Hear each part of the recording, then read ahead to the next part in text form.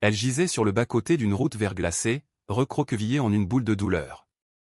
Ses pattes étaient entravées par du fil de fer qui lui cisaillait la chair, ses yeux scellés par du ruban adhésif, mais elle ne tentait pas de fuir.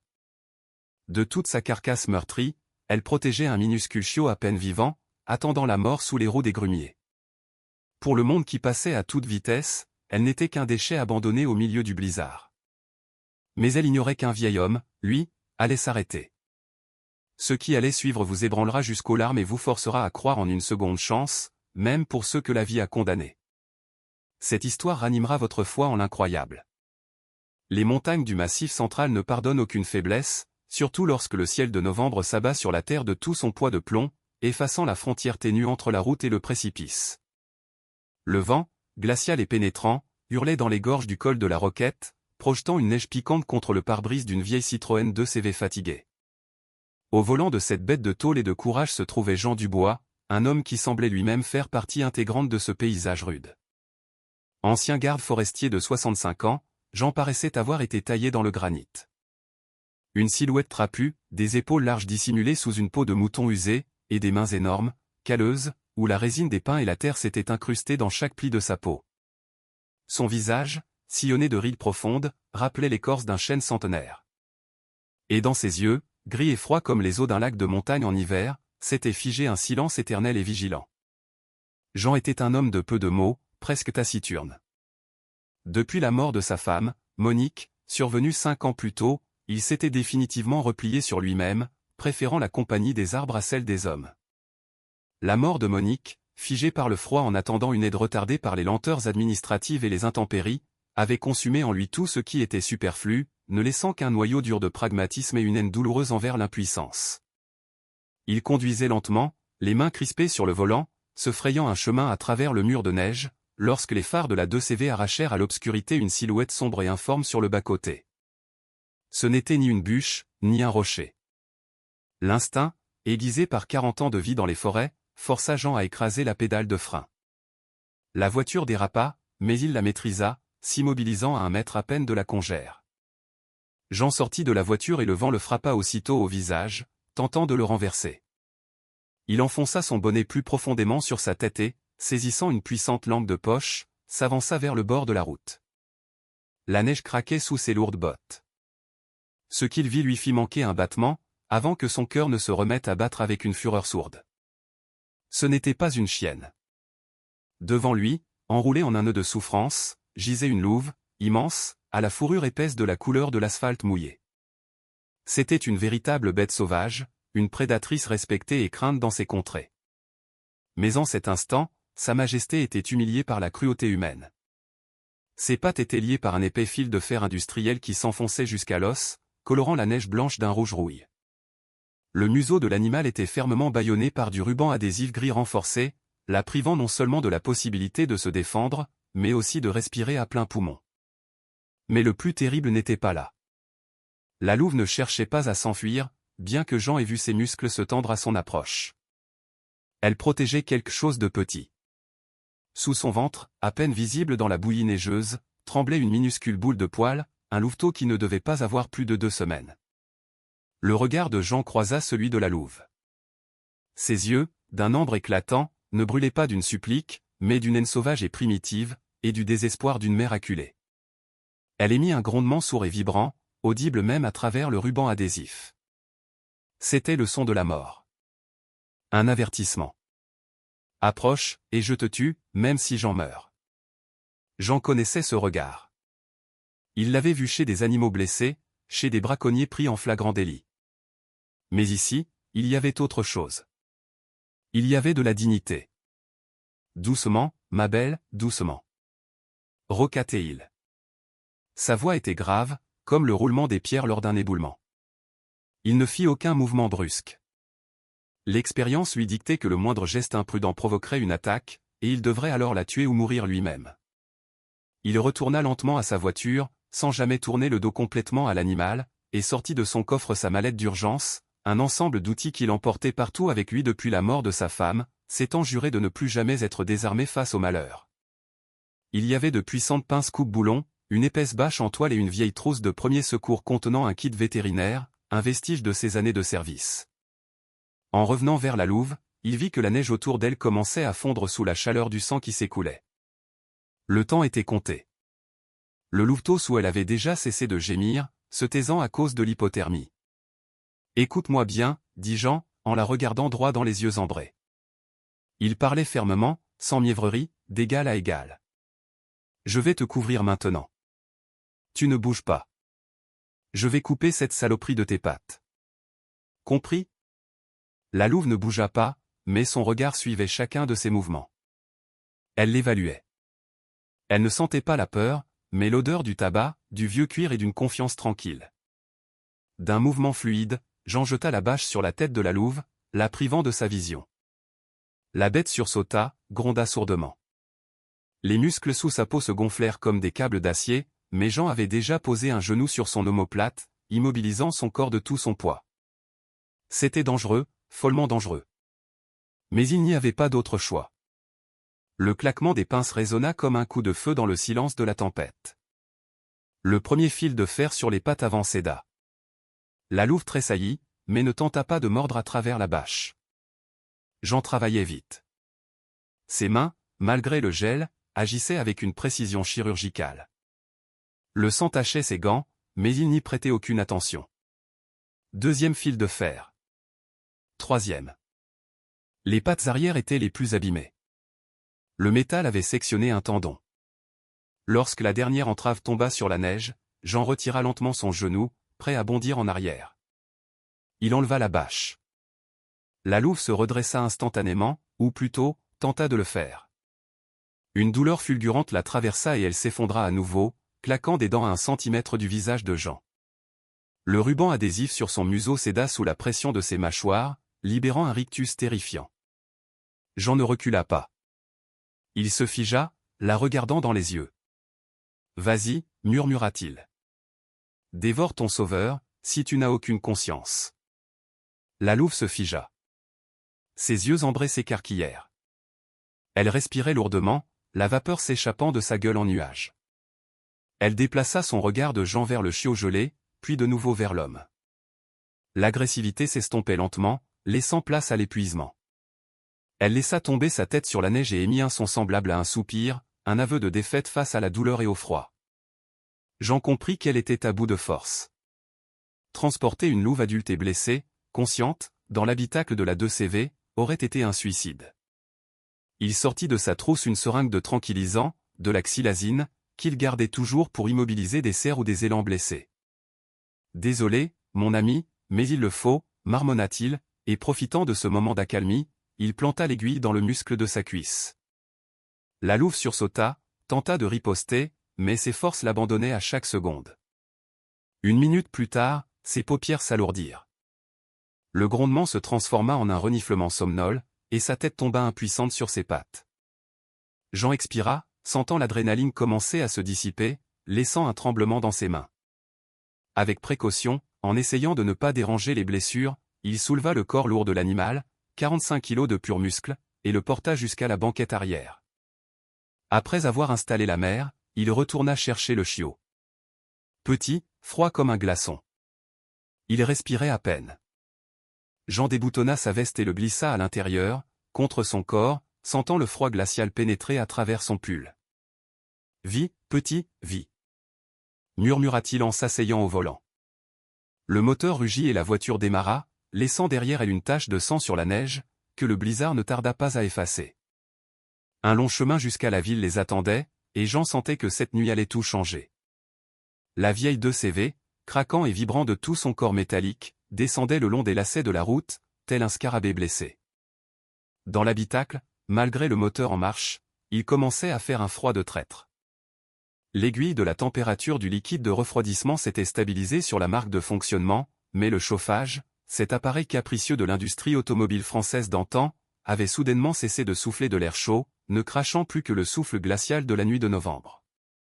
Jean jura entre ses dents, frappant du poing le tableau de bord, une vieille méthode éprouvée qui, cette fois, ne fonctionna pas. Le petit moteur du ventilateur émit un grincement agonisant et se tut définitivement. Désormais, le froid s'infiltrait sous les vêtements non pas de l'extérieur, mais de l'intérieur même de la voiture, s'attaquant aux os avec une humidité glaciale. Jean jeta un regard rapide vers le siège passager, où reposait son sac à dos, puis il consulta le rétroviseur. La louve était toujours immobile. L'effet du tranquillisant la maintenait dans un état de torpeur, mais ses flancs se soulevaient de manière irrégulière, avec un râle. Cependant, la principale préoccupation de Jean n'était pas pour elle. Contre sa poitrine, blotti contre la laine rugueuse de son pull, le louveteau commençait à se refroidir. La chaleur du corps humain ne suffisait pas à compenser le courant d'air glacial dans l'habitacle qui se refroidissait. Le petit avait cessé de s'agiter, son minuscule corps était devenu mou, et cela effrayait Jean plus que la perspective de rencontrer des braconniers armés. Il lui fallait quelque chose de chaud, de vraiment chaud, capable de retenir l'étincelle de vie. Jean freina brusquement sur un petit élargissement de la route, risquant de partir en tête à queue. Il se pencha en arrière, cherchant à tâtons sous son siège un vieux paquet qu'il n'avait pas sorti depuis 5 ans. Ce n'était pas un simple vêtement, c'était la peau de mouton de sa femme, Monique. Elle la portait les jours où ils parcouraient ensemble les layons, vérifiant les mangeoires pour les chevreuils.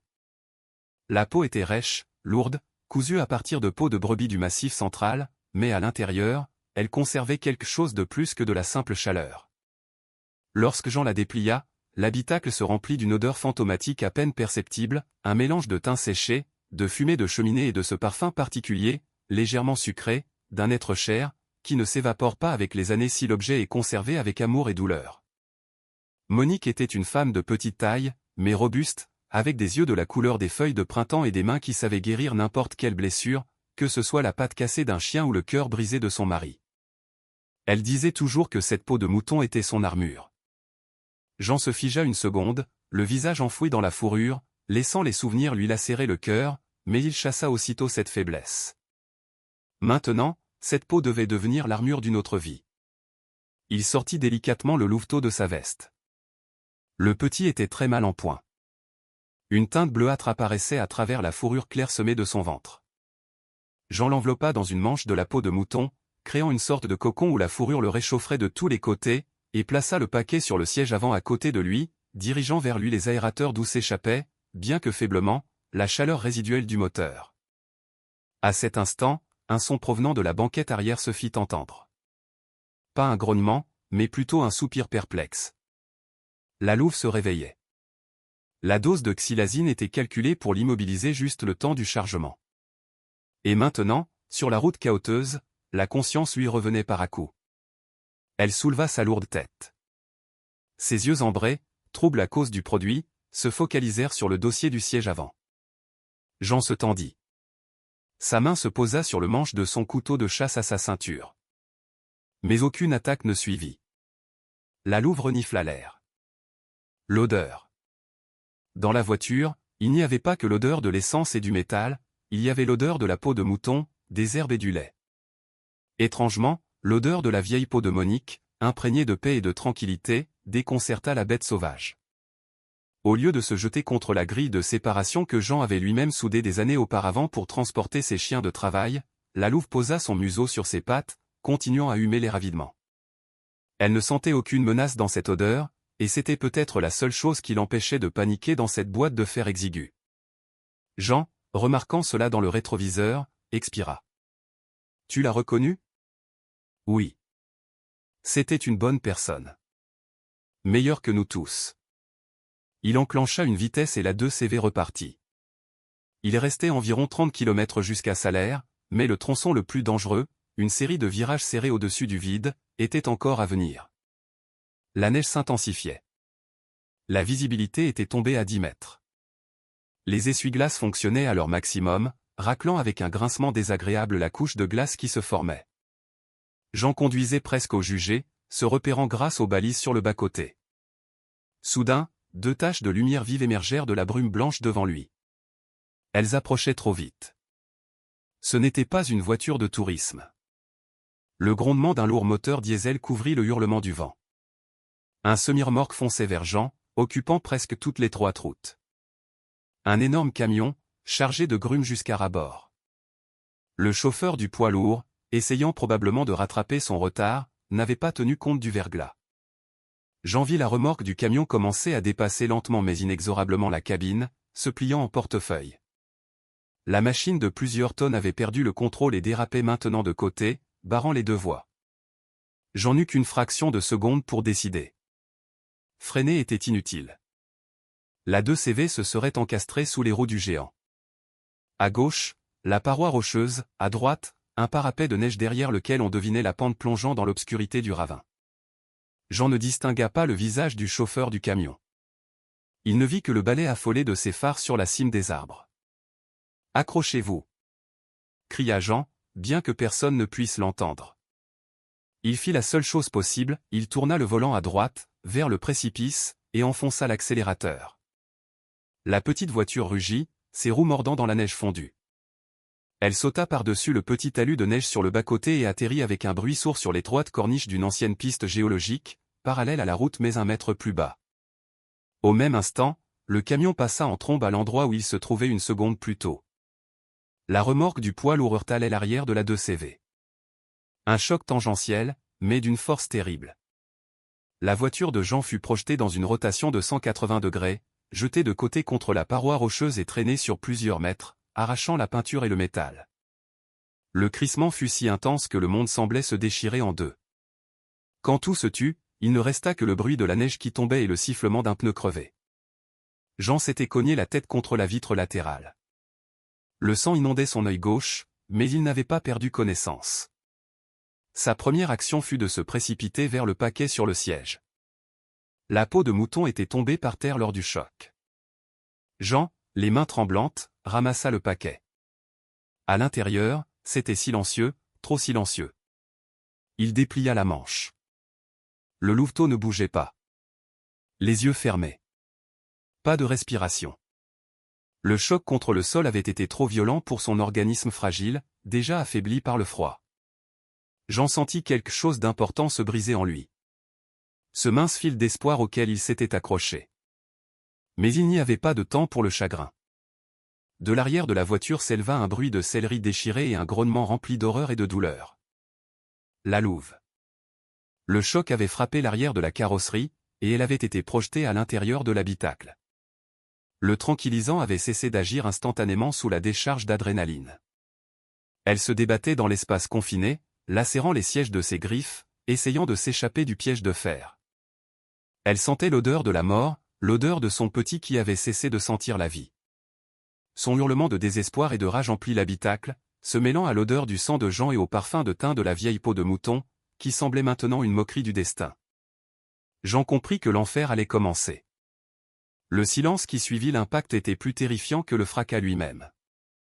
Il pesait sur les tympans, vibrant comme une corde fine étendue quelque part à l'intérieur du crâne de Jean. Le sang, épais et chaud, coulait sur son arcade sourcilière gauche, inondant son œil, mais il l'essuya d'un geste brusque, sans sentir la douleur. L'adrénaline, cette drogue ancestrale de la survie, avait anesthésié toutes les sensations physiques, ne laissant qu'une clarté froide sur l'objectif à atteindre. Dans l'habitacle de la 2CV, penché sur le côté, flottait une odeur d'ozone due à un court-circuit, de poussière de la sellerie éventrée et l'odeur acre et musquée de la peur émanant de la louve. Elle ne se débattait plus. Elle s'était figée, blottie dans un coin de la cage improvisée, et sa respiration lourde et rauque était le seul son dans ce caveau de glace. Jean baissa les yeux sur le siège. Le louveteau reposait sur la peau de mouton, une petite boule grise, anormalement immobile. Sa cage thoracique ne se soulevait pas. La vie, qui vacillait en lui une minute plus tôt, avait été anéantie par le choc violent contre le plancher de la voiture. Jean saisit le petit. Le corps était mou, souple, comme une poupée de chiffon, et d'une légèreté effrayante. Non, n'ose pas, gronda Jean, sa voix se brisant en un râle. Il ne pouvait pas laisser la mort prendre cette vie. Pas aujourd'hui, pas après les avoir arrachés à leur prison de neige. Ce serait une trahison, non pas envers l'animal, mais envers lui-même. Envers le souvenir de cette nuit où il n'avait pas réussi à sauver sa femme. Jean posa le louveteau sur ses genoux, directement sur son jean ensanglanté. Ses mains énormes, habituées à tenir une hache ou un volant, devaient maintenant accomplir un miracle exigeant une précision d'orfèvre. Il connaissait l'anatomie des animaux. 40 ans dans la forêt lui avaient beaucoup appris. Mais la connaissance est une chose, et la réanimation d'une créature minuscule dans une voiture accidentée au milieu d'un blizzard en est une autre. Il arracha ses gants, les jetant dans l'obscurité de l'habitacle. Ses doigts, endurcis par le froid et le travail, trouvèrent le minuscule sternum du chiot. Les côtes étaient fines, fragiles comme des brindilles sèches. Un faux mouvement et il les briserait, perforant les poumons. Jean commença un massage cardiaque externe. Il n'utilisait que ses pouces, appuyant rapidement, rythmiquement, mais avec précaution. 1, 2, 3. Allez, respire. 1, 2, 3. Murmura-t-il, comme une incantation. Soudain, l'habitacle fut illuminé par des éclairs bleus et rouges. La lumière dansait sur les sapins enneigés, créant des ombres étranges et effrayantes.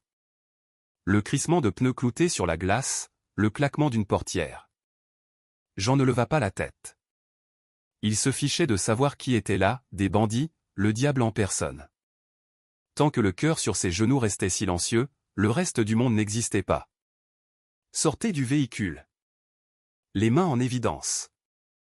La voix était jeune, claire, mais on y décelait un tremblement nerveux. Le faisceau d'une puissante lampe tactique frappa le pare-brise, aveuglant Jean.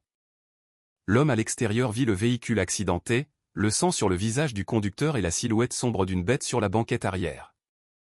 L'instinct du gendarme s'activa instantanément, le cliquetis de la culasse de son Beretta 92 FS se fit entendre. L'officier avait visiblement conclu que le conducteur avait été victime de l'attaque d'un animal sauvage. « Ne tirez pas. Baissez votre arme, imbécile. » Aboya Jean, sans cesser de masser le cœur du chiot. Il tourna la tête vers la lumière, plissant son œil valide. « Viens ici, éclaire-moi, vite. » L'homme à la lampe torche se figea. Il reconnut cette voix. C'était une voix que beaucoup connaissaient dans la région. La voix du vieux Dubois, l'ancien garde forestier, un homme au caractère difficile mais à la réputation impeccable. Le gendarme abaissa son pistolet et courut vers la voiture, glissant sur la glace. C'était Léo Blanc, un jeune lieutenant de la gendarmerie, un garçon de 27 ans qui avait grandi dans le village voisin. Léo était tout le contraire de Jean, grand, mince, avec un visage qui ne portait pas encore la rudesse de la montagne, mais seulement la fatigue des gardes interminables. Il avait des cheveux blonds coupés courts et des yeux bleus doux, où l'on lisait habituellement de la bienveillance, mais qui étaient maintenant remplis de peur. Léo connaissait Jean depuis l'enfance. Le vieil homme avait autrefois appris à son père à poser des pièges pour les martres, mais ce qu'il voyait maintenant dépassait son entendement. « Tonton Jean, qu'est-ce qui se passe ?»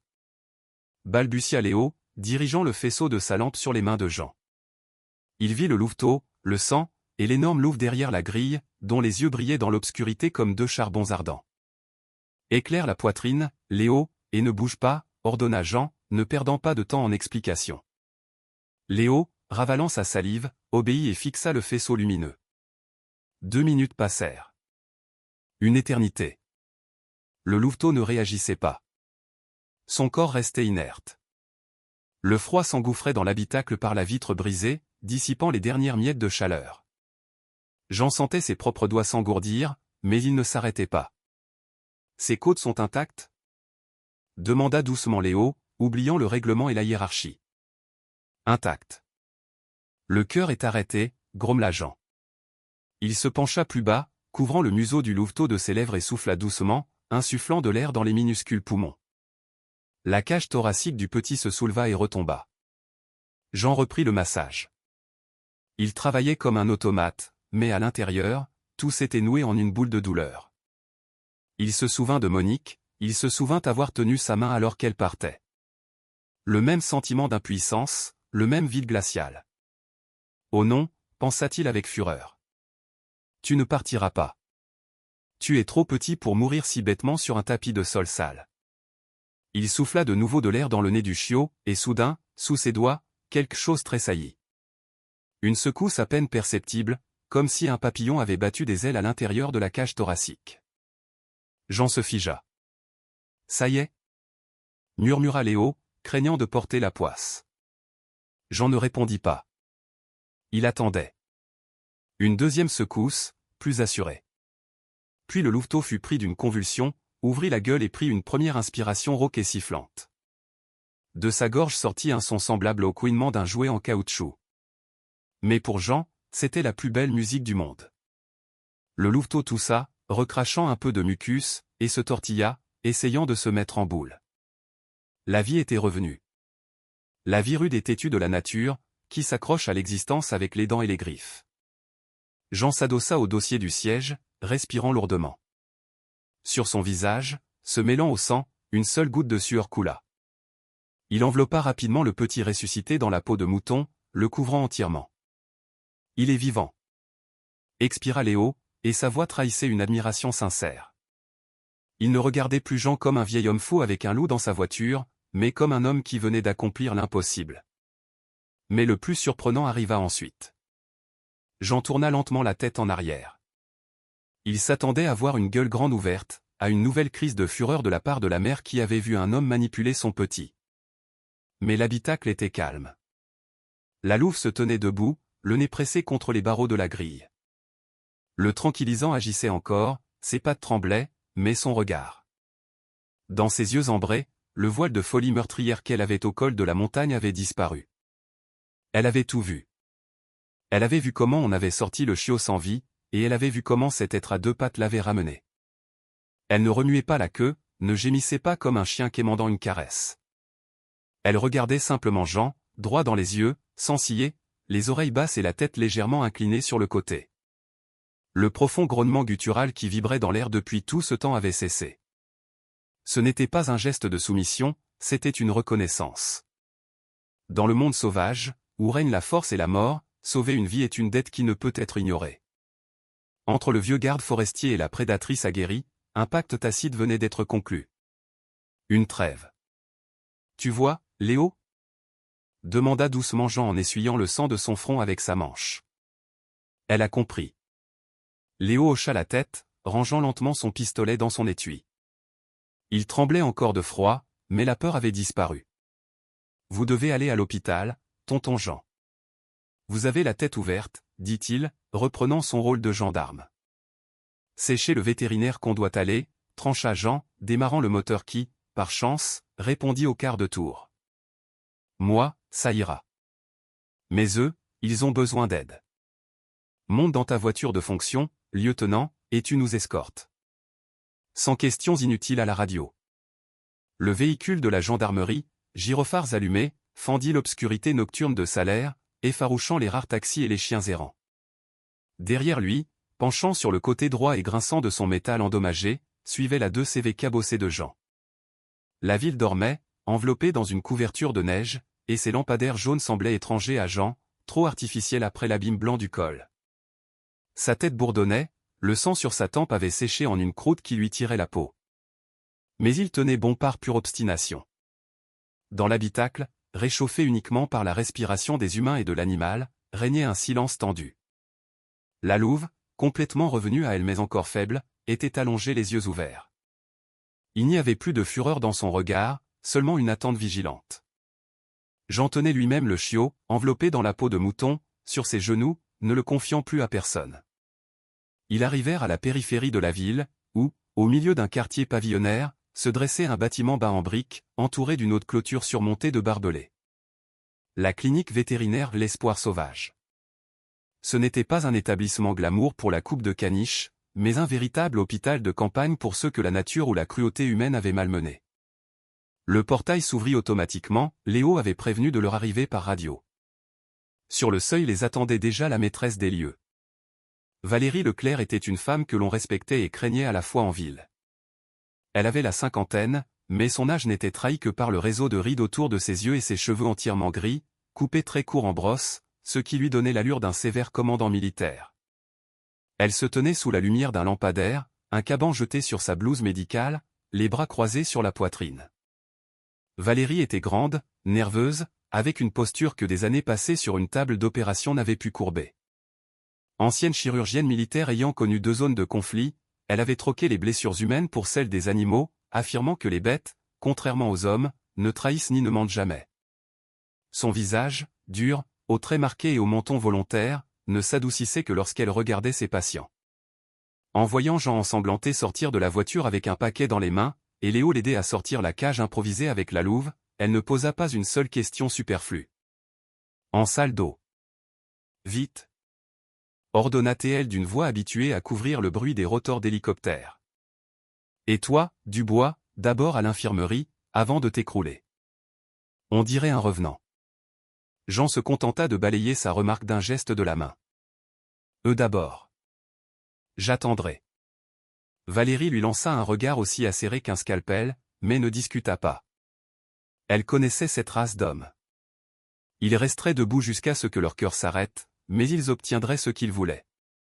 À l'intérieur de la clinique, il y avait une odeur d'alcool, de javel et de médicaments. La lumière crue des lampes agressa les yeux. Dans la salle d'attente s'affairait un stagiaire, Lucas, un jeune homme de 20 ans, tout le contraire de Valérie, maigre, avec une coiffure ébouriffée à la mode, des lunettes à monture épaisse et un smartphone éternellement à la main. Il semblait être un corps étranger ici. Lucas était un bon garçon, aimant sincèrement les animaux, mais sa naïveté et sa dépendance au monde numérique irritaient souvent sa mentor. En voyant l'énorme louve que Léo et Jean déposèrent avec difficulté sur la table d'examen, Lucas eut un hoquet de surprise. Ses yeux s'arrondirent derrière ses lunettes. « Ouah, c'est un vrai canilupus. D'où vient-elle » s'exclama-t-il, cherchant déjà son téléphone. « Lucas, range ton jouet et prépare l'anesthésie. Propofol. Dosage pour 45 kg. Et vite !» aboya Valérie, enfilant déjà ses gants. La louve gronda en voyant des inconnus, mais Jean s'approcha de sa tête. « Doucement, ma belle, ce sont des amis, dit-il en posant sa lourde main sur son garrot. Étonnamment, la bête se calma, permettant à Valérie d'insérer un cathéter. Pendant que l'anesthésique faisait effet, Valérie commença l'examen. Elle coupa les restes de ruban adhésif du museau, traita les pattes écorchées jusqu'à la chair vive. Mais lorsqu'elle commença à examiner le cou de l'animal, ses mains se figèrent soudainement. Elle prit une tondeuse et rasa une partie de la fourrure épaisse sur la nuque. Sous le pelage gris apparut une peau d'une blancheur immaculée, avec une tache de fourrure blanche en forme de losange. « Tu sais qui c'est, Jean » demanda-t-elle doucement, sans lever la tête. Jean s'approcha. « Un loup, juste un grand loup ?»« Non, pas juste un loup. » Valérie se redressa, et dans ses yeux, Jean vit de l'inquiétude. C'est un phénotype leucistique du massif, une mutation génétique qui se produit chez un individu sur 1000. Dans les légendes locales, on les appelle les esprits de la montagne. Et sur le marché noir, pour une peau comme celle-ci ou un spécimen vivant pour la reproduction, on en donne le prix d'un bel appartement à Paris. Elle poursuivit son examen et retourna l'oreille de la louve. Là, sur la face interne, était marqué au fer un signe. Pas un tatouage, mais bien la cicatrice d'un métal incandescent. Un cercle barré d'une ligne courbe, rappelant une éclipse. La lune de sang, murmura Valérie, et son visage pâlit. Stéphane Lenoir. Le boucher. Jean sentit un frisson lui parcourir l'échine. Le nom de Stéphane Lenoir, ou simplement le boucher, était connu de tous ceux qui avaient un lien avec la forêt, mais on n'en parlait qu'à voix basse. Ce n'était pas un simple braconnier, c'était le roi du commerce illégal à la frontière. Il organisait des chasses de luxe pour des animaux protégés, tenait des fosses de combat clandestines où il faisait s'affronter des ours et des chiens, et se livrait à la création d'hybrides, des chiens-loups, de véritables machines à tuer. Alors, elle s'est échappée de chez lui, constata Jean en serrant les poings. Et il la cherche. Pas seulement il la cherche, répondit sombrement Valérie en nettoyant les blessures. Cette marque signifie le matériel de reproduction. Pour lui, ce n'est pas juste une bête, c'est une mine d'or. Et ce chiot, elle fit un signe de tête vers le petit qui dormait dans un incubateur chauffé, et probablement un hybride de première génération. Il vaut encore plus cher. À cet instant, dans un coin, on entendit l'exclamation joyeuse de Lucas. « Les amis, vous n'allez pas le croire. J'ai posté une story avec le loup. Sans les visages, bien sûr. J'ai juste écrit « On a sauvé la reine de la forêt à l'espoir sauvage ».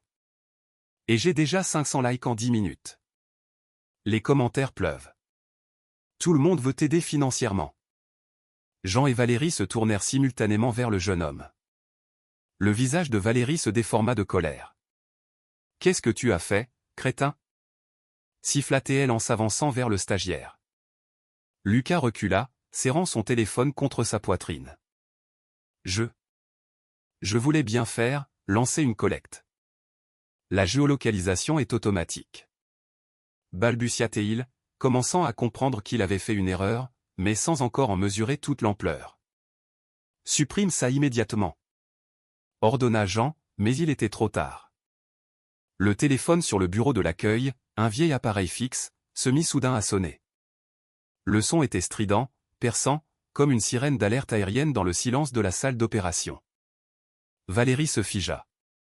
Personne n'appelle une clinique vétérinaire à 3 heures du matin, sauf en cas d'urgence. Ou si ce sont eux.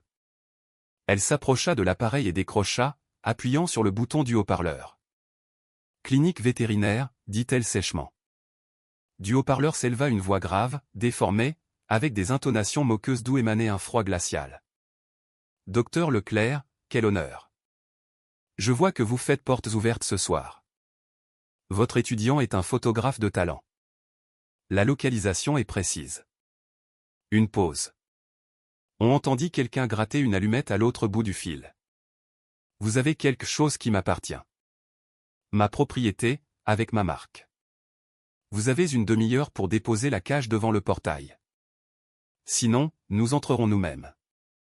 Et alors, il n'y aura plus personne à soigner. Des bips. Des bips courts et rapides, marquant le rythme du désastre imminent. Lucas glissa le long du mur, pâle comme un linge. Son téléphone lui tomba des mains. Jean échangea un regard avec Léo. Le gendarme porta la main à son étui, mais Jean secoua la tête. Ils sont déjà là, Léo. Ils attendaient le signal. Il regarda la louve, qui dormait sous anesthésie, ignorant que le prix de sa vie venait d'être fixé en sang. Verrouille les portes, Valérie, dit Jean en sortant son couteau. Ce soir, on ne leur donne personne. Le temps, dans la clinique barricadée, s'écoulait comme de la résine épaisse et visqueuse. 20 minutes s'étaient écoulées depuis l'appel du boucher, et chaque seconde martelait les tempes de Jean comme un lourd marteau. Il n'attendit pas la fin de l'ultimatum. L'expérience lui disait que des gens comme le noir ne laissaient pas le temps de réfléchir, ils profitaient de la pause pour encercler leur proie. Valérie, emmène le gamin et le louveteau dans l'arrière-salle. Les murs sont porteurs, pas de fenêtres. Enfermez-vous et ne sortez sous aucun prétexte, quoi que vous entendiez, ordonna Jean en poussant une lourde armoire à dossier contre la porte d'entrée. Valérie hocha la tête. Pas de panique sur son visage, seulement la concentration froide d'un médecin de guerre avant le tri des blessés. Elle attrapa par le col Lucas, qui tremblait encore en serrant son smartphone inutile, et le poussa littéralement dans le couloir, tenant contre sa poitrine la couveuse du chiot. Et toi, le lieutenant, éteins la lumière, lança Jean à Léo. Ils savent où nous sommes, mais qu'ils ne voient pas où tirer. Léo actionna l'interrupteur, et la clinique plongea dans une obscurité à peine troublée par la lueur fantomatique des lampadaires filtrant à travers les stores.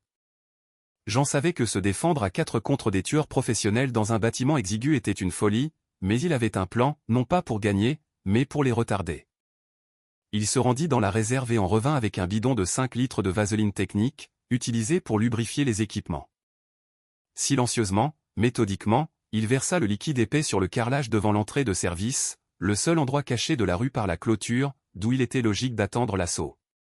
Puis il sortit de son sac à dos un pistolet de détresse, un vieux pistolet de signalisation soviétique qu'il gardait toujours au cas où il faudrait éloigner des ours ou envoyer un signal de détresse dans les montagnes.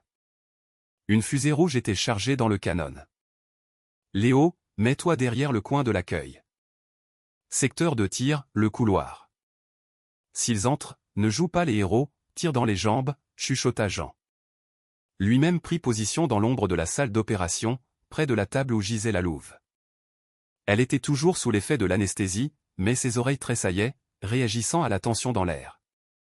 Exactement 10 minutes plus tard, le monde extérieur disparut.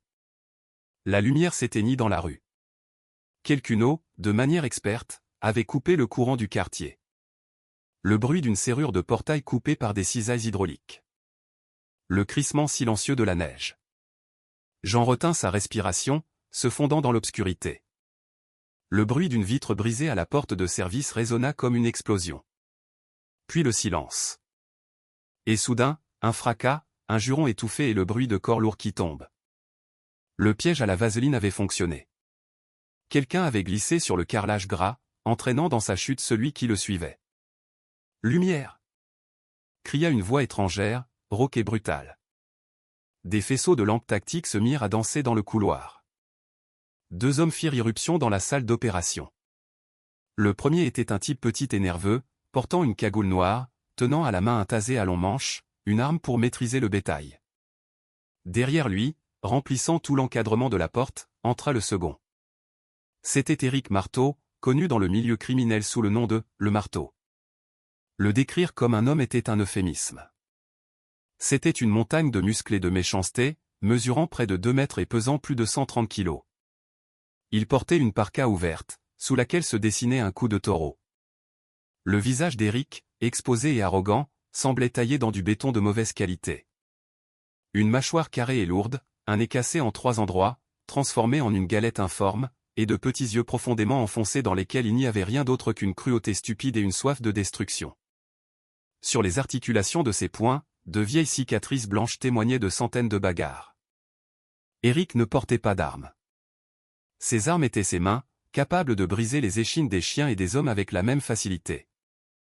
Il tenait seulement à la main un pistolet seringue, chargé d'une double dose de tranquillisant.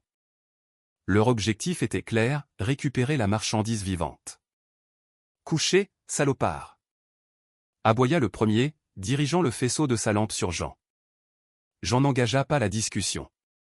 Il leva son pistolet de détresse et appuya sur la détente. Dans l'espace confiné, l'éclat du phosphore rouge fut aussi aveuglant que l'explosion d'une supernova. La fusée frappa le plafond au-dessus de la tête du bandit nerveux, le recouvrant d'étincelles. Il hurla, se couvrant le visage avec les mains, et laissa tomber son tasé. Léo tira avec son Beretta. La balle ricocha avec un zing sur le cadre métallique d'un chariot. Manqué. Dans ce chaos, Éric, qui s'était protégé les yeux avec son coude, fonça en avant. Il se déplaçait avec une vitesse effrayante pour sa corpulence. Léo tenta de l'intercepter, mais Éric le repoussa d'un revers de la main comme une mouche agaçante. Le coup envoya le lieutenant voler par-dessus le comptoir de l'accueil. Le gendarme s'effondra, se cognant la tête, et resta immobile. Il ne restait plus que Jean entre Éric et la louve. Le vieux garde forestier comprit qu'au corps à corps, il n'avait aucune chance. Il attrapa un lourd extincteur à poudre accroché au muret, le balançant, frappa en direction du géant qui chargeait. Le coup atteignit Éric à l'épaule. N'importe qui d'autre se serait effondré avec une clavicule brisée, mais Éric ne fit que grogner et saisit l'extincteur de sa main libre, l'arrachant des mains de Jean. D'un mouvement suivant, il frappa Jean au ventre avec son genou, lui coupant le souffle, puis le saisit par le col et le projeta à travers la pièce. Jean vola sur 3 mètres et percuta le dos contre une armoire vitrée remplie de médicaments. Un fracas de verre brisé, le bruit des étagères qui tombaient et une douleur aiguë et brûlante dans les côtes. Jean glissa au sol, sentant le goût du sang dans sa bouche. Il lui était devenu impossible de respirer. Une côte cassée lui comprimait le poumon. Éric ne lui jeta même pas un regard. Pour lui, le vieil homme était un déchet. Il enjamba les débris de verre et se dirigea vers la table où gisait la louve. « Alors, princesse, on rentre à la maison. » lança-t-il de sa voix de basse, levant le pistolet seringue au-dessus de la cuisse de l'animal. Il était sûr de lui. Il avait l'habitude que les animaux craignent son odeur, sa force. Il avait l'habitude qu'il se terre dans un coin ou reste prostré. Mais il commit une erreur. Il n'avait pas tenu compte d'une chose. La louve ne dormait pas. L'effet du propofol s'était estompé 10 minutes plus tôt, et l'éclat de la fusée ainsi que l'odeur du combat avaient déclenché dans son sang une telle décharge d'adrénaline qu'elle avait neutralisé les restes de produits chimiques. Elle était restée immobile non par faiblesse, mais par instinct de prédateur en embuscade. Lorsque la main d'Éric avec la seringue se trouva à portée, la bête endormit et explosa en un mouvement foudroyant. Ce n'était pas la morsure d'un chien qui attrape et secoue. C'était le piège d'un loup, un coup de croc sec et précis. Les mâchoires se refermèrent sur le poignet d'Éric avec une force de 100 barres. Le craquement des os fut audible même à travers le bourdonnement dans les oreilles de Jean. Éric rugit, non de peur, mais de douleur et de fureur. Il laissa tomber la seringue et tenta de frapper la louve de sa main libre, mais celle-ci, sans desserrer sa prise, le tira vers elle, utilisant son propre élan, et glissa de la table, entraînant le géant avec elle. Éric perdit l'équilibre et tomba à genoux, se retrouvant face à face avec la bête. Maintenant, il voyait ses yeux. Il n'y avait pas la peur d'une victime. Il y brûlait le feu froid de la vengeance. La louve ne desserra ses mâchoires que pour mieux le saisir. Le coup suivant visa la gorge. Eric eut juste le temps de placer son avant-bras, et les crocs déchirèrent la parka et la chair jusqu'au vif. Enlevez-la. Tire, imbécile. Hurla-t-il à son complice qui, clignant des yeux, essayait de retrouver dans le noir le tasé qu'il avait laissé tomber. Mais il était trop tard. Jean, surmontant une douleur infernale dans la poitrine, trouva à tâtons sur le sol un scalpel tombé de l'armoire brisée. Il ne pouvait pas se lever, mais il pouvait ramper. Et il rampa, non pas vers la sortie, mais vers les jambes du complice aveuglé d'Eric, prêt à lui trancher les tendons s'il faisait le moindre pas vers le loup. Dans cette petite pièce, baignée de la lumière rouge de la fusée qui s'éteignait, les rôles s'étaient inversés. Les chasseurs étaient devenus les proies. Dans la salle d'opération, baignée de la lueur sinistre et rouge de la fusée qui s'achevait et de l'odeur de phosphore brûlé, une seconde de silence assourdissant s'installa, seulement interrompue par les gémissements du géant terrassé, Eric le marteau. L'homme qui avait l'habitude de briser des os d'un seul coup gisait maintenant sur le sol, dans une mare de son propre sang, berçant son poignet écrasé. La louve, ayant accompli sa vengeance, avait bondi dans un coin de la pièce. Elle respirait lourdement. Ses pattes glissaient sur le carrelage mêlé de vaseline et de sang. Mais sa posture ne trahissait aucune peur, seulement une préparation sauvage et primitive pour le prochain assaut. Le lieutenant Léo Blanc, chancelant, se releva de derrière le comptoir de l'accueil. Sa tête bourdonnait, des cercles colorés flottaient devant ses yeux, mais son instinct de service fonctionna plus vite que le retour complet de sa conscience. Il vit le bandit à terre, le pistolet qui lui avait échappé des mains, et évalua instantanément la situation. Le cliquetis des menottes sur la main valide d'Eric résonna comme le point final de cette lutte insensée. Au sol, face contre terre. Si tu bouges, je te descends, roqua Léo, pressant le canon de son Beretta contre la nuque du colosse. Eric ne résista pas. Le choc de la douleur et la perte de sang l'avaient rendu docile comme une poupée de chiffon. Mais le second agresseur, ce type nerveux en cagoule que Jean avait aveuglé au début du combat, se révéla plus malin. Il s'appelait Nicolas Furet, et ce surnom ne lui avait pas été donné pour rien. Petit, agile, lâche jusqu'à en trembler, il survivait toujours là où les plus forts et les plus fiers périssaient. En voyant comment le loup avait réglé son compte à Eric, le Furet comprit que la partie était terminée. Il ne chercha pas son tasé, n'essaya pas d'aider son partenaire. Il se retourna simplement et, glissant et dérapant sur le sol graisseux, il se précipita vers la sortie défoncée, comme un rat quittant un navire en perdition. Jean, plaqué contre le mur par la douleur de ses côtes brisées, tenta de l'intercepter en lui lançant le scalpel, mais il manqua sa cible. La lame ne fit qu'érafler le montant de la porte. Le Furet se jeta dehors, dans l'obscurité salvatrice de la nuit. Une seconde plus tard, le moteur d'un lourd pick-up diesel, un Ford Ranger, rugit. Une voiture bien trop chère et puissante pour la région. Jean, serrant les dents si fort que l'émail grinça, rampa jusqu'à la fenêtre. À travers les stores, il vit le pick-up démarrer en trombe, projetant des gerbes de neige. Mais son regard ne fut pas attiré par les feux arrière qui s'éloignaient. Dans la benne du pick-up, sous une bâche mal attachée que le vent arrachait, se trouvait une autre cage. Et dans cette cage, la gueule tournée vers le ciel, il y avait un autre loup. Un hurlement. Un son rempli d'une telle tristesse et d'un tel désespoir qu'il traversa même le double vitrage. Il s'enfuit. L'enfoiré, il s'enfuit. Expira Jean, essayant de se lever. Chaque mouvement provoquait dans sa poitrine une fulguration de douleur incandescente, comme si un clou chauffé à blanc s'y agitait. Valérie Leclerc était déjà sortie de sa cachette. En voyant Jean, elle se précipita vers lui avec une trousse de secours, mais il repoussa brutalement sa main qui tenait une ampoule d'analgésique. Pas le temps pour les piqûres, Valérie. Ils ne font pas que partir. Tu as entendu le hurlement? Ils ont d'autres bêtes là-bas. Ils évacuent leur base. Si ce Furet rejoint les siens, ils auront disparu dans une heure, dissous dans la nature. Ils tueront tous les autres chiens pour ne pas laisser de preuves. Il se tourna vers Léo, qui venait de finir d'attacher Eric à un radiateur. Lieutenant, ta voiture est en état de marche. Léo, essuyant le sang de sa lèvre fendue, regarda le vieil homme avec perplexité. Ma voiture de patrouille? Oui, mais je ne peux pas. J'ai un prisonnier. Je dois appeler une équipe, rédiger un rapport. Commença-t-il, suivant le protocole. Jean s'avança vers lui, saisit de sa main valide le revers de sa veste et le tira vers lui. Dans les yeux du vieux garde forestier brûlait un feu si glacial que le jeune gendarme se tut. Au diable le protocole, Léo. Le temps que ton équipe se réveille, qu'ils obtiennent un mandat, qu'ils trouvent la route dans ce blizzard, il y aura un terrain vague et une montagne de cadavres. Tu veux écrire des rapports ou tu veux vraiment sauver quelqu'un? Jean le relâcha et montra la porte. Je connais cette forêt. Je sais où ils peuvent aller. Leurs pneus sont larges, des pneus tout-terrain. Le dessin de la bande de roulement est en chevron. Sur une neige comme celle-ci, il laisse une ornière d'un demi-mètre de profondeur, mais dans une heure, elle sera recouverte. On y va maintenant.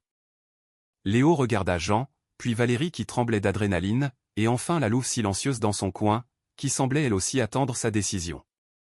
En lui, le règlement et la conscience se livraient bataille. La conscience l'emporta.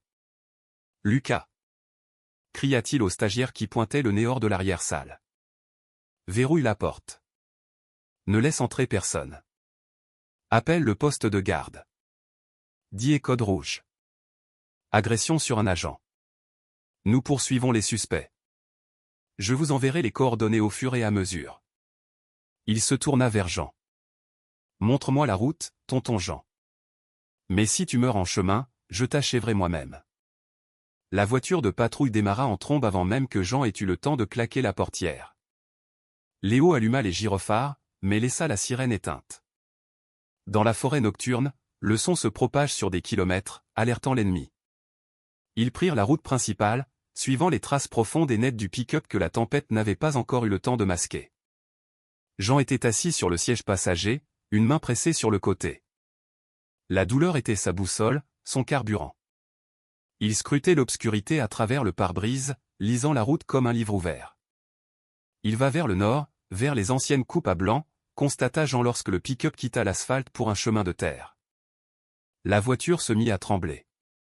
La suspension de la berline de police n'était pas conçue pour une telle violence, mais Léo tenait fermement le volant, tirant le maximum du moteur. La neige frappait le pare-brise en un mur continu. Les phares n'attrapaient que les troncs blancs des bouleaux, qui défilaient comme des fantômes. « Arrête !» cria soudainement Jean. Léo freina brusquement, la voiture dérapa et se mit en travers de la piste. « Quoi? On les a perdus ?» demanda le lieutenant, effrayé. Jean ouvrit la portière et se laissa tomber dans la neige. Il s'agenouilla, éclairant le sol avec sa lampe de poche. La trace se divisait. Une ornière continuait tout droit, l'autre tournait brusquement à gauche, dans une épaisse forêt de sapins où il ne semblait y avoir aucune route. Le malin furet avait tenté de semer ses poursuivants. Il avait continué un peu tout droit, puis avait fait marche arrière et était parti sur le côté, espérant que dans l'obscurité, la poursuite manquerait le virage. Mais il n'avait pas compté sur une chose. Il n'avait pas affaire à un détective de la ville, mais à un homme capable de distinguer la trace d'un cerf boiteux de celle d'un cerf en bonne santé grâce à une brindille cassée. À gauche, dit Jean en remontant dans la voiture. Il a pris l'ancienne piste de débardage. Il y a un marécage, mais il est gelé maintenant. C'est le chemin vers la carrière de Peyrolvad. La carrière de Peyrolvad, c'est ainsi que les locaux appelaient une carrière de granit abandonnée à 30 km de la ville. À l'époque soviétique, on y extrayait de la pierre pour les monuments, mais dans les années 90, la carrière avait été inondée, le matériel abandonné et le site clôturé de barbelés, classé en zone dangereuse. L'endroit idéal pour ceux qui veulent cacher ce qui ne doit pas être trouvé. La route se transforma en un enfer. Le dessous de la voiture raclait sur les mottes de terre gelée. Les branches fouettaient la carrosserie, laissant des éraflures. Léo priait pour ne pas percer le carter d'huile. Jean restait silencieux, à l'écoute de la forêt. Il savait qu'ils approchaient. Il le sentait dans sa peau. L'odeur de diesel devenait plus distincte, se mêlant à l'odeur des conifères. Une demi-heure plus tard, la forêt s'écarta. Ils débouchèrent au bord d'une immense excavation. En bas, dans le creux de la carrière, à l'abri des regards par des parois rocheuses à pic, des lumières brillaient. Ce n'était pas un simple campement, c'était une véritable base. Deux longs hangars, vestiges de l'époque des géologues, avaient été rénovés et recouverts de tôles. Autour, une haute clôture avec du fil de fer barbelé sous tension. Le bourdonnement d'un transformateur était audible même d'ici. Près du portail se trouvait le fameux pick-up, d'où le furet sautait, agitant les bras et criant quelque chose à des hommes en treillis. J'en vis qu'on commençait à sortir des chiens des hangars.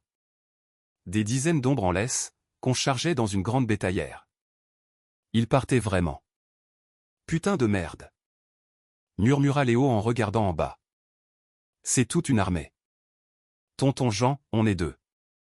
J'ai un pistolet et 2 chargeurs. Tu as un couteau et des côtes cassées. On ne pourra pas les arrêter. Jean le regarda. À la lueur du tableau de bord, le visage du vieil homme ressemblait à un masque de mort, mais ses yeux brûlaient de vie. On n'a pas besoin de les abattre, Léo. On doit créer le chaos. Un tel chaos qu'ils en oublieront le chargement et commenceront à sauver leur peau.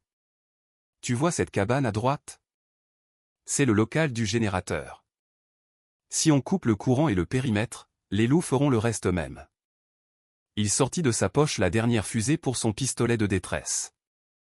C'est un aller simple, lieutenant. Tu es avec moi? Léo regarda son reflet dans la vitre, puis Jean. La peur avait disparu, laissant place à une détermination froide, celle-là même qui pousse les hommes à accomplir des exploits ou des folies. Avec toi, vieux diable, avec toi. La descente dans la carrière de Peyrelvad ressemblait à une plongée dans un enfer de glace. Jean et Léo, laissant la voiture au bord de la carrière, dévalèrent la pente abrupte, se cachant dans l'ombre des blocs de granit. Le vent, ici en bas, ne hurlait plus, il sifflait, s'infiltrant à travers les interstices des tôles des hangars. Et ce sifflement se mêlait au hurlement polyphonique et désespéré de centaines de chiens. L'odeur était insupportable. Un mélange de viande avariée, d'excréments et de peur, si dense qu'on aurait pu le couper au couteau. Jean se déplaçait en pressant une main sur ses côtes brisées. Chaque inspiration s'accompagnait d'un râle, mais il se forçait à avancer. Léo, pâle mais concentré, tenait son pistolet prêt à tirer. Ils s'approchèrent de la cabane du générateur. La garde, détendue par un sentiment d'impunité et occupée par le chargement de la marchandise, n'avait pas posté de sentinelle à l'intérieur du périmètre de la carrière. Jean fit un signe de tête vers le massif générateur diesel qui rugissait derrière une fine paroi de tôle. Je coupe le courant. Dès que ça s'éteindra, ils vont commencer à s'agiter. Ta mission est de les empêcher de sortir le camion. Tire sur les pneus, sur le radiateur, sème la panique. Je vais m'occuper du chef, chuchota Jean. Léo voulut protester en voyant l'état du vieil homme, mais Jean avait déjà disparu dans l'obscurité, serrant dans sa main valide une lourde clé à molette qu'il avait ramassée à l'entrée du local technique. Une minute plus tard, un silence absolu et cotonneux s'abattit sur la carrière. Le générateur toussa et cala, s'étouffant après que Jean eut sectionné la conduite de carburant et court-circuité les bornes de la batterie avec la clé. Les projecteurs s'éteignirent. La carrière plongea dans les ténèbres, et aussitôt des cris retentirent, la lumière. Qui a coupé la lumière? Démarrez le groupe électrogène de secours. Criaient des voix près des hangars. Des faisceaux de lampes de poche s'allumèrent, s'agitant, arrachant chaotiquement des tourbillons de neige à l'obscurité. À ce moment, Léo ouvrit le feu. Il ne tirait pas sur les hommes, mais sur les pneus de l'énorme bétaillère et sur les phares des pics UPS. Le son des tirs, amplifié de multiples fois par l'écho des parois rocheuses, résonnait comme la canonnade d'un peloton entier. Le chaos commença. Les bandits, pensant être pris d'assaut par le GIGN, abandonnèrent les cages et se précipitèrent vers les véhicules, mais ceux-ci, avec leurs pneus crevés, étaient devenus des tas de ferrailles inutiles. Profitant de la confusion, Jean se glissa par le portail entrouvert du hangar principal. Ce qu'il vit à l'intérieur lui fit oublier sa douleur. C'était un camp de concentration. Le long des murs s'alignaient des rangées de cages exiguës où, dans leur propre saleté, étaient assis des huskies, des malamutes et des loups décharnés. Certains étaient déjà morts, d'autres regardaient dans le vide avec indifférence. Mais au centre du hangar, dans un enclos renforcé et séparé, se tenait un homme. Stéphane Lenoir. Le boucher. Il ne courait pas, ne criait pas. C'était un homme d'une 50aine d'années, svelte, avec une barbe grise bien taillée, vêtu d'une coûteuse parka qui semblait sacrilègement propre en ce lieu. Son visage, calme et soigné, avec des yeux froids de reptile, n'exprimait qu'une irritation dédaigneuse. Stéphane était un homme d'affaires de la mort. Il n'aimait pas la saleté. Il aimait l'argent. Il tenait à la main un fusil à pompe Mossberger, éclairant les environs avec une lampe montée sous le canon, il évaluait froidement la situation. À côté de lui, recroquevillé sur le sol, gémissait Nicolas Le Furet. « Laisse tomber, idiot », dit calmement Stéphane en donnant un coup de pied au Furet.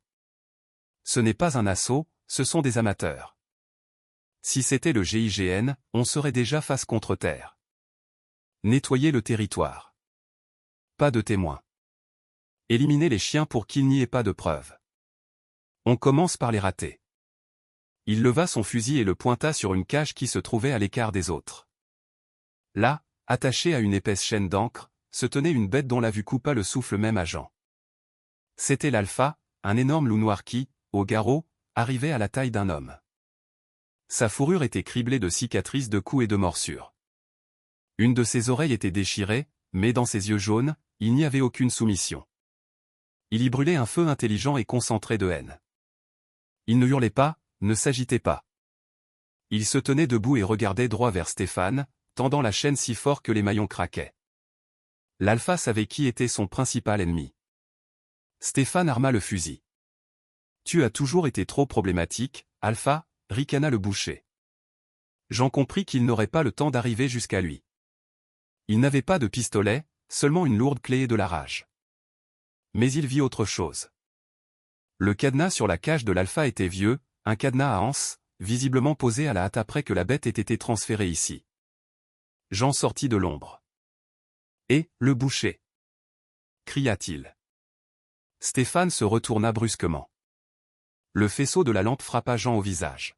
« Ah, le grand-père sauveteur. Le Furet m'a parlé de toi. Tu es coriace. » Stéphane pointa son canon sur Jean. « Dommage que tu sois stupide. » À cet instant, une explosion retentit à l'extérieur. Léo avait tiré dans le réservoir d'un des véhicules, et la lueur de l'incendie illumina le hangar par les fenêtres sous le toit. Stéphane fut distrait une seconde par l'éclat. 7 secondes suffit à Jean. Il ne se jeta pas sur l'homme armé. Il lança la lourde clé à molette avec toute la force dont ses mains calleuses étaient capables. La clé siffla dans l'air, mais pas vers la tête de Stéphane. Elle frappa précisément le vieux cadenas rouillé de la cage de l'Alpha. Le choc du métal contre le métal produisit des étincelles. L'anse du cadenas, affaibli par la corrosion et la tension de la chaîne, céda avec un bruit sec. La porte de la cage s'ouvrit sous la poussée du corps de la bête. Stéphane eut le temps d'appuyer sur la détente, mais le coup partit dans le plafond. Un éclair noir l'avait déjà renversé. L'Alpha ne lui déchira pas la gorge tout de suite. Il plaqua Stéphane au sol en béton avec ses pattes pesant 80 kg et gronda juste devant son visage. Le fusil vola sur le côté. Le Furet, poussant un cri aigu, se mit à courir, mais trébucha sur Jean, qui l'accueillit d'un coup de poing sec et dur à la mâchoire, l'envoyant dans un profond chaos. Le silence s'installa dans le hangar, seulement troublé par le crépitement de l'incendie à l'extérieur et le râle de Stéphane. Le grand boucher, le roi du monde souterrain, gisait maintenant dans la saleté, regardant la mort en face. L'Alpha montrait les crocs. De ces crocs, de la salive coulait sur le col coûteux de sa parka. Il pouvait tuer l'homme d'un seul mouvement, mais il attendait, savourant la peur de son tortionnaire. Jean s'approcha en se tenant le côté et ramassa le fusil de Stéphane. Il pointa le canon non pas sur le loup, mais sur le bandit à terre. « Ne bouge pas », dit-il doucement. L'Alpha tourna son regard vers Jean. Dans ce regard, il n'y avait pas de gratitude, mais une reconnaissance. La bête retira lentement ses pattes de la poitrine de Stéphane et recula d'un pas, mais ne partit pas, continuant à contrôler chaque mouvement de son ennemi. À ce moment, les portes du hangar s'ouvrirent avec fracas. Des hommes en treillis noirs, avec des boucliers et des fusils d'assaut, firent irruption. GIGN. Tout le monde à terre. Armes au sol. Les ordres résonnaient clairement et durement. Léo avait finalement réussi à joindre les siens, et le groupe d'intervention, qui était déjà à mi-chemin suite à l'appel de Valérie, arriva à temps. Les forces spéciales maîtrisèrent rapidement les bandits restants à l'extérieur et firent irruption dans le hangar. En voyant la scène, un vieil homme avec un fusil, un loup énorme et un baron du crime couché sous lui, le chef du groupe fut stupéfait une seconde. « Posez votre arme, père, dit-il calmement. Jean posa lentement le fusil au sol et leva les mains. L'Alpha, en voyant les nouveaux arrivants, ne montra aucune agressivité. Il émit un grognement sourd, jeta un dernier regard au Stéphane tremblant, puis, comme une ombre, il se glissa vers la sortie arrière du hangar, où il y avait un trou dans le bardage. Aucun des membres du GIGN n'osa lui tirer dessus. Jean glissa le long du mur, sentant ses forces l'abandonner définitivement. L'adrénaline était partie, ne laissant que la douleur et une incroyable fatigue. Il regarda Stéphane, qu'on menottait. Le boucher pleurait. La loi ne l'avait pas brisé. Le regard d'une bête qu'il considérait comme une chose l'avait brisé. L'hiver dans le massif central se retirait à contre-cœur, mordant avec des gelées nocturnes et des vents glaciales. Mais le soleil avait déjà commencé son travail éternel. La neige, qui était encore récemment un mur infranchissable, s'était tassée, avait grisonné et pleurait en milliers de ruisseaux qui coulaient le long des pentes des montagnes. Mais pour Jean Dubois, le vrai printemps n'était pas arrivé dans la forêt, mais dans la salle d'audience étouffante, sentant la poussière et l'administration du tribunal de salaire. Le procès de la bande de Stéphane Lenoir dura 3 mois. Ce fut une affaire retentissante, qui mit à jour un abcès de corruption s'étendant des camps de braconniers au bureau des hauts fonctionnaires. Stéphane, dépouillé de son faste et de ses vêtements coûteux, était assis dans le box des accusés, une cage de verre, et semblait avoir vieilli de 10 ans. Ses yeux, autrefois froids et autoritaires, cherchaient maintenant un soutien qui n'existait pas.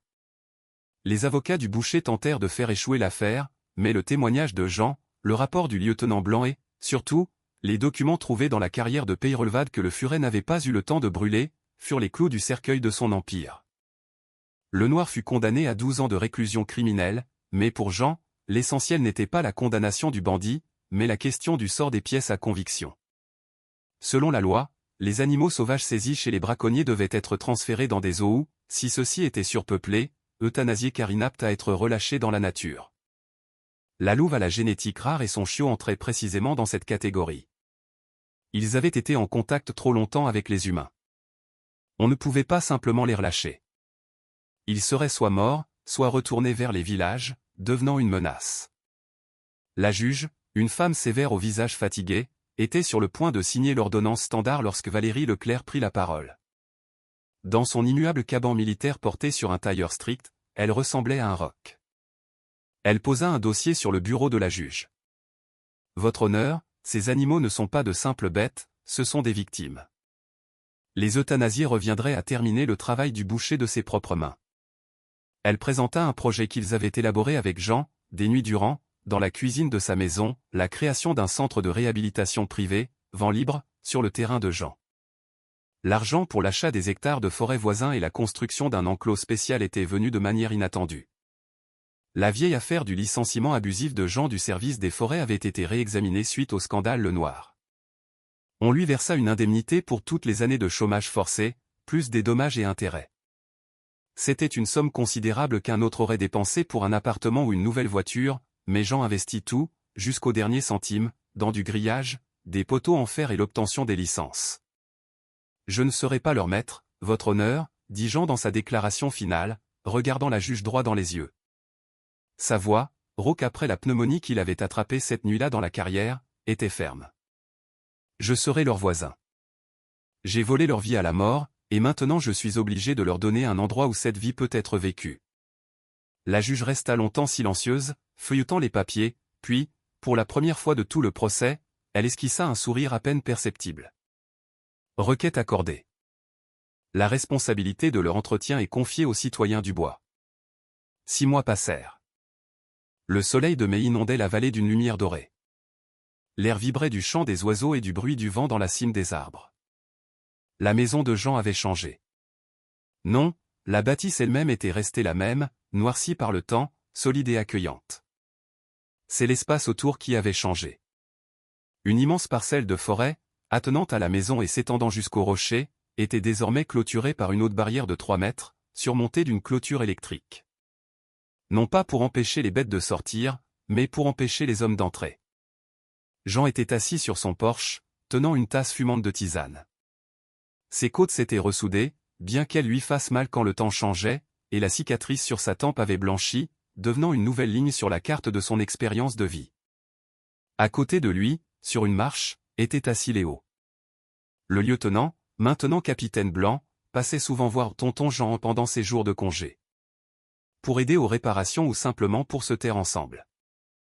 C'est calme aujourd'hui, remarqua Léo en plissant les yeux au soleil. Ils sont au fond du terrain, près du ruisseau, répondit Jean, sans tourner la tête. Il sentait leur présence même à distance. Derrière un buisson, une ombre grise passa. Sur la clairière devant la maison, marchant doucement et silencieusement, apparut Taïga. C'est ainsi que Jean avait nommé la louve. Elle avait changé. Sa fourrure, terne et emmêlée cette nuit-là sur le col, brillait maintenant d'argent et d'acier. Elle avait repris du poids, les muscles roulaient sous sa peau comme du mercure gracieux. La fameuse tache blanche sur son garrot scintillait au soleil.